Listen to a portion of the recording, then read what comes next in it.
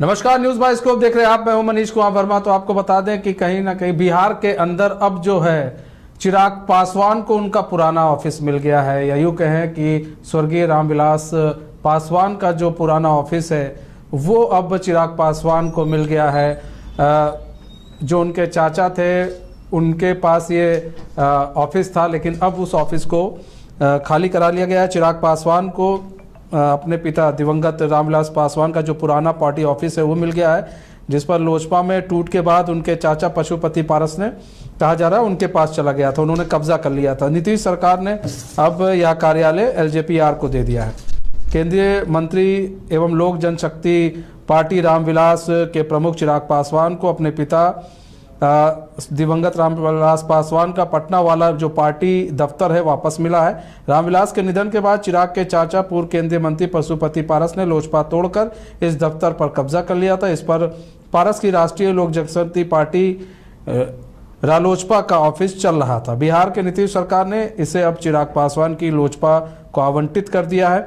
2 दिन पहले चिराग ने मुख्यमंत्री नीतीश कुमार से मुलाकात भी की थी। बिहार के भवन निर्माण विभाग की ओर से पूर्व में लोजपा को दिए गए इस परिसर का आवंटन पहले ही रद्द किया जा चुका है। यह परिसर पटना एयरपोर्ट के पास शहीद पीर अली खान मार्ग पर स्थित आवास संख्या 1 व्हीलर रोड पर स्थित है। सोमवार को भवन निर्माण विभाग के उप सचिव ने चिराग पासवान की पार्टी को यह परिसर आवंटित करने के संबंध में कार्यालय आदेश जारी कर दिया। आदेश के अनुसार 4 जुलाई 2024 को लोजपा रामविलास की ओर से पार्टी कार्यालय के आवासीय परिसर के उपयोग के लिए अनुरोध किया गया था। केंद्रीय पुल के इस परिसर को शाश्वत अस्थायी रूप से आवंटित किया गया है। बिना अनुमति के परिसर में किसी प्रकार का परिवर्तन नहीं किया जा सकेगा।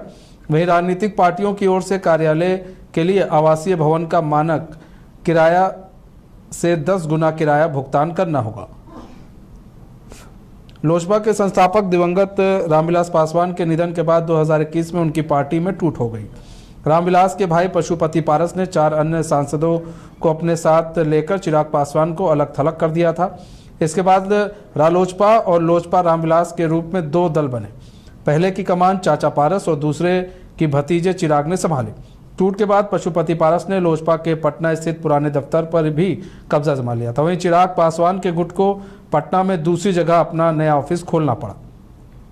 पिछले महीने नीतीश सरकार ने पशुपति पारस की रालोजपा को नोटिस जारी कर पटना वाला यह दफ्तर खाली करने को कहा। भवन निर्माण विभाग ने बताया कि इस दफ्तर का नवीनीकरण साल 2019 से लंबित है। नियमों के अनुसार राजनीतिक दलों को 2 साल के लिए कार्यालय चलाने के लिए भवन आवंटित किया जाता है।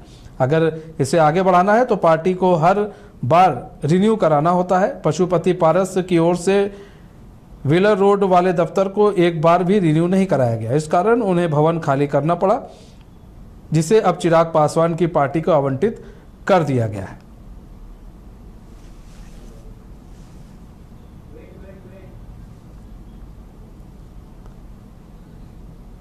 तो आपको पता है कि आपने अभी 2-3 दिन पहले एक तस्वीर देखी थी जिसमें चिराग पासवान जो है वो नीतीश कुमार से मिलते भी हैं और नीतीश कुमार से वो उनके पैर छूकर आशीर्वाद भी लेते हैं।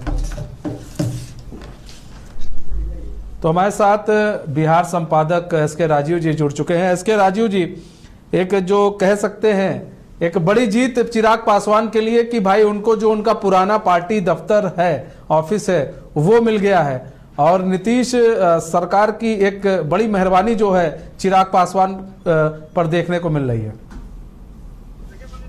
देखिए मनीष जी, एक बड़ी अच्छी पंक्ति है, एक महल हो सपनों का, तो वो महल जो है वो चिराग पासवान को फिर से बिहार सरकार नीतीश कुमार की तरफ से जो है वो दे दिया गया है। और इस वक्त अभी हम जहां मौजूद है हम आपको दिखाना चाहेंगे। हालांकि नेटवर्क का यहाँ थोड़ा प्रॉब्लम है, लेकिन अगर आप देख पा रहे होंगे तो यहाँ से आप देख रहे होंगे कि राष्ट्रीय लोक जनशक्ति पार्टी आपको लिखा हुआ है जो है वो नजर आ रहा होगा।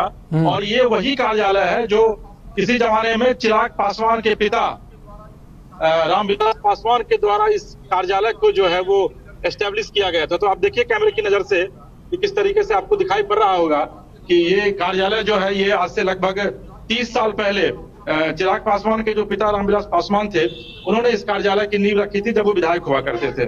रामविलास पासवान जब नहीं रहे तो उनके जो भाई थे पशुपति पारस, उन्होंने इस कार्यालय को विधायक विधिवत अपने कब्जे में लिया। और जब पार्टी में दो भार हुआ तो एक पार्टी लोक जनशक्ति पार्टी रामविलास हुई, जिसके की अध्यक्ष चिराग पासवान है, और दूसरी पार्टी राष्ट्रीय लोक जनशक्ति पार्टी बनाई गई, जिसके अध्यक्ष जो है वो पशुपति पारस है। तो पारस जब तक सत्ता में रहे तब तक ये कार्यालय, अगर आपको विजुअल मिल रहा होगा, ये कार्यालय जो है वो पशुपति पारस के पास रहा। लेकिन जैसे ही वो सत्ता से अलग हुए उसके बाद ये इस कार्यालय को लेकर के फाइट जो है वो चाचा और भतीजे के बीच में शुरू हो गई, और अंततः जो है ये कार्यालय अब पटना भवन निर्माण विभाग की तरफ से जो है वो चिराग पासवान को दे दिया गया है। यानी कि चिराग पासवान की जो पार्टी है राष्ट्रीय लोक जनशक्ति पार्टी आर रामविलास, उसको ये कार्यालय दे दिया गया। और देखिए अब जो ये चुनाव चिन्ह आपको नजर आ रहा होगा सिलाई मशीन, अब यहाँ पर चुनाव चिन्ह जो है वो चेंज हो जाएगा, और जो चिराग पासवान का चुनाव चिन्ह है हेलीकॉप्टर छाप, वो अब आपको यहाँ पर नजर आएगा। और यहाँ जो आप बोर्ड देख रहे हैं, ये बोर्ड भी बहुत जल्द हो सकता है कि 24 घंटे 36 घंटे के भीतर ही हो सकता है कि ये बोर्ड भी आपको बदला हुआ नजर आ जाए, और यहाँ पर चिराग पासवान का बोर्ड जो है वो आपको लगा हुआ दिखाई दे। तो देखिए राजनीति का अपना एक मिजाज होता है मनीष जी, और राजनीति हमेशा अपने मिजाज से चलती है। कल तक जब यही पशुपति पारस सत्ता में हुआ करते थे तो उनके लिए यह कार्यालय सर्व सुलभ था, लेकिन जैसे ही वो सत्ता से बेदखल हुए वैसे ही देखिए नीतीश कुमार ने तो पाला बदल लिया। जबकि नीतीश कुमार के विषय में यह कहा जाता रहा है कि वो पशुपति पारस को ज्यादा सपोर्ट करते थे, चूंकि चिराग नीतीश के विरोधी खेमे में हुआ करते थे, विरोध में हुआ करते थे, तो पशुपति पारस को नीतीश का समर्थन मिलता था। और जाहिर है अगर किसी राज्य की सरकार आपके समर्थन में है तो फिर पूरे राज्य पर आपका अधिकार होता है। वही स्थिति यहाँ पर देखने को मिली थी। और ये कार्यालय जो पहले रामविलास का था, फिर पशुपति पारस का हुआ, एक बार फिर से रामविलास पासवान के पुत्र चिराग पासवान का ये कार्यालय जो है वो होने जा रहा है। जी मनीष जी। अच्छा, एक चीज और भी है, जो भवन निर्माण विभाग की ओर से ये भी कहा गया है कि भाई 2 साल के लिए कार्यालय दिया जाता है, उसके बाद आपको रिन्यूअल कराना होता है। अगर आप आगे चाहते हैं, कोई भी राजनीतिक पार्टी जो है दफ्तर को अगर चाहती है कंटिन्यू करना तो रिन्यूअल कराना होता है। लेकिन जो पशुपति पारस थे उन्होंने रिन्यूअल कराया ही नहीं था काफी दिनों से, इसलिए भी ये जो है एक आसान बन गया इस पार्टी ये जो पूरा ऑफिस है चिराग पासवान को देने के लिए।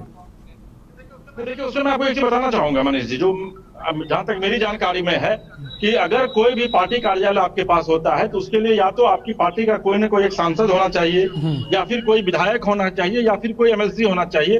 ये विधिवत एक प्रोविजन है, उसके बाद ही पार्टी कार्यालय आपको सरकार जो है वो पार्टी के नाम पर अलॉट करती है। अब समस्या यहाँ पर पशुपति पारस के साथ यह है कि ना तो वो खुद सांसद है, ना उनकी पार्टी में कोई सांसद है, ना कोई एमएलए है, ना कोई एमएलसी है। तो ये भी एक बड़ी वजह है कि राज्य सरकार ने कार्यालय, पार्टी कार्यालय उनको नहीं दिया। दूसरी जो महत्वपूर्ण बात है कि 2 साल पर जो है वो रिन्यूअल, तो हालांकि जो हमारे सहयोगी विवेक हैं वो यहाँ पर लंबे समय पहले से यहाँ मौजूद है, उन्होंने यहाँ बात भी की है।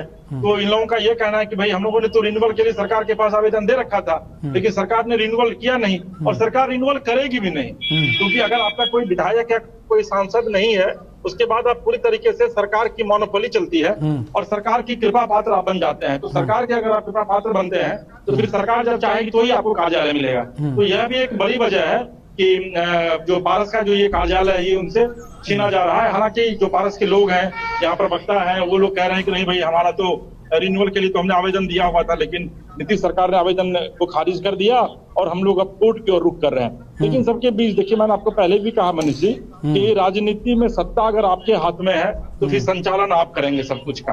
अगर सत्ता आपके हाथ में नहीं है तो फिर आप किसी भी चीज का संचालन नहीं कर सकते हैं। तो पशुपति पारस की भले ही तस्वीर यहाँ पर लगी हुई हो, लेकिन ये चीज बिहार के मुख्यमंत्री नीतीश कुमार को भी पता है कि पशुपति पारस के पास न तो उनका अपना कोई जनाधार है, न कोई वोट बैंक है, और न ही कोई वो बहुत बड़े राजनेता है बिहार के जिनके आधार पर उनको बंगला जो है वो फिर से आवंटित किया जा सके।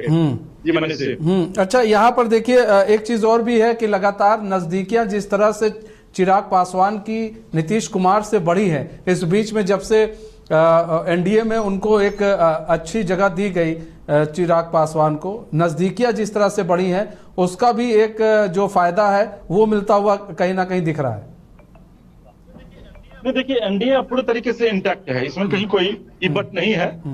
और चिराग पासवान ये वही चिराग पासवान है मनीष जी, जो पानी पी करके नीतीश कुमार को गाली दिया करते थे। मैंने भी इंटरव्यू किया था और उस इंटरव्यू में उन्होंने कहा था इसी अक्टूबर में कि भाई नीतीश कुमार क्या है ये पूरी जनता को पता है, पूरी दुनिया को पता है, और नीतीश कुमार का अपना कोई भी वोट बैंक नहीं है, कोई भी जमादार नहीं है, बल्कि वो कृपा पर जो है वो मुख्यमंत्री हमेशा बनते हैं। लेकिन देखिए वही चिराग पासवान जब फिर सत्ता में आते हैं एनडीए में और उनको जब मंत्री का पद मिलता है हम्म, तो नीतीश कुमार से मिलने के लिए उनके आवास जाते हैं, वहां जाकर के उनका पैर छू करके उनका अभिवादन करते हैं, उनको प्रणाम करते हैं और नीतीश कुमार की जमकर वो तारीफ करते हैं, जमकर वो मुखालफत करते हैं मीडिया के पास आकर के। तो देखिए सत्ता में ये सब चीज चलती रहती है। अगर आपको लगता है कि भाई हमारा स्वार्थ जो है वो नीतीश कुमार से अगर हित मेरा सद रहा है तो निश्चित तौर पर नीतीश कुमार की तारीफ करने में से वो कोई भी पार्टी गुरेज नहीं करेगी, कोई भी राजनेता गुरेज नहीं करेंगे। तो चिराग अब पूरे तरीके से एनडीए के साथ है और नीतीश कुमार के साथ वो इसलिए भी है क्योंकि नीतीश कुमार एनडीए के महत्वपूर्ण पार्ट है। नीतीश कुमार की वजह से केंद्र में सरकार चल रही है, चिराग पासवान उसमें कुछ मंत्री भी बने हुए हैं। तो ये बात चिराग पासवान को भी पता है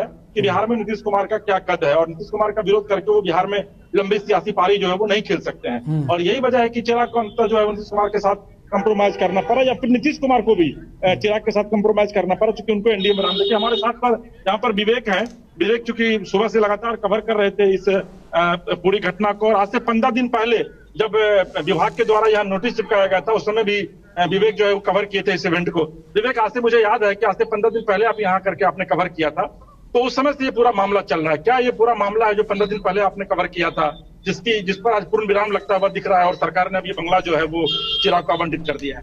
पिछले 15 दिन में वो जो था ये नोटिस दिया गया था कि जो आपका जो टैक्स है टैक्स क्लियर करिए। जब तक टैक्स नहीं क्लियर किया गया, ये लोग नोटिस पीरियड का कोई संज्ञान नहीं लिया। उसके बाद कल देर रात जो भवन निर्माण विभाग से लेटर जारी की जाती है कि अब जो कार्यालय है चिराग पासवान को आवंटित किया जाता है। चिराग पासवान की जो पार्टी है लोक जनशक्ति पार्टी रामविलास, उसको आवंटित किया जाता है। बता दें कि चिराग पासवान के जो पार्टी के जो प्रदेश अध्यक्ष हैं राजू तिवारी, उन्होंने ही आवेदन दिया था 4 तारीख को, यानी 4 तारीख को, ये 4 जुलाई को आवेदन दिया और 8 तारीख को कार्यालय आवंटित कर दिया गया। और ऐसे में अब जो इनके जो प्रवक्ता है, इस आरजेपी के प्रवक्ता, वो कह रहे हैं कि अब हम न्यायालय का शरण लेंगे। अब देखना वो न्यायालय का शरण लेते हैं तो क्या कुछ होता है। सबसे बड़ी बात है कि जब उस समय जब पार्टी 2 गुटों में बटा था तो चिराग पासवान भी इस कार्यालय को हथियाने के लिए खूब जद्दोजहद लगा, लेकिन उस समय चिराग पासवान के पास कोई हासिल नहीं हुआ। और इस बार जो है चिराग पासवान केंद्र में मंत्री है, उनके पास 5 सांसद है, चिराग और पशुपति पारस कुछ भी नहीं है, न तो किसी भी सदन का वो सदस्य है।